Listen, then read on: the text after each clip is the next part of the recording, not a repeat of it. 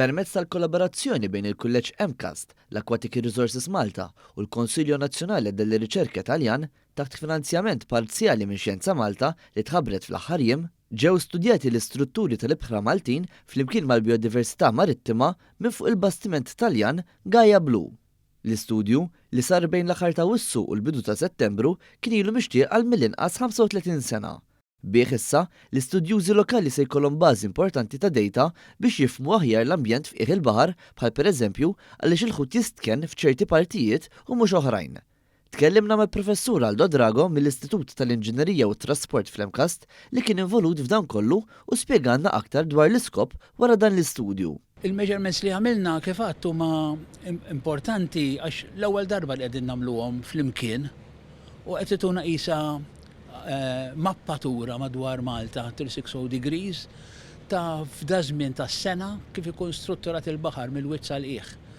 U fl-istess kien qed inqisu l-bioloġija. Qegħdin inqisu l-bioloġija mhux biss il-ħut, qegħdin inqisu anki il-plankton communities. Il-plankton huma l-organizmi mikroskopiċi li huma s-sors primarju tal-ikel fil-baħar. Tibda mill-ixken ħlejjaq fil-baħar sa l-ikbar ħuta u l-ikbar kreatura, dik li ngħidu l-marine food web. Waqt dawn il-ġranet ta' studju abbord il-Gaia Blue kien hemm ukoll 3 akademiċi Maltin u 4 studenti mill-MCAST, flimkien ma' membri mill-Aquatic Resources Malta.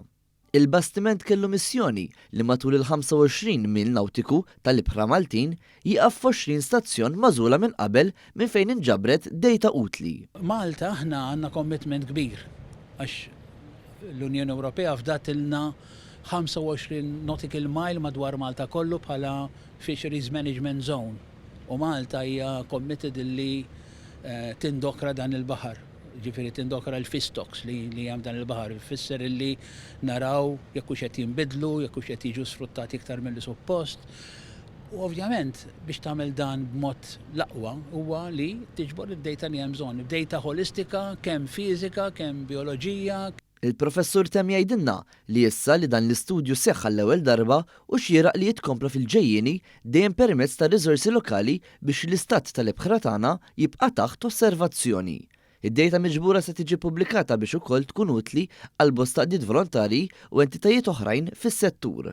Sta dan it-tant Frank Fabri, kap eżekuttiv tal-Aquatic Resources Malta, għalli flimkien mal-istudju qed jaħdmu biex ikun hemm aktar ħaddiema fis-settur li qiegħed dejjem jikber. Naturalment biex isiru dawn it-tip ta' studju ta' riċerki hemm bżonn ta' komunità ta' riċerkaturi u propju bħala mira ħanejdilek sekondarja kien dak illi Malta tibda tella wkoll u tkabbar ukoll riċerkaturi Maltin.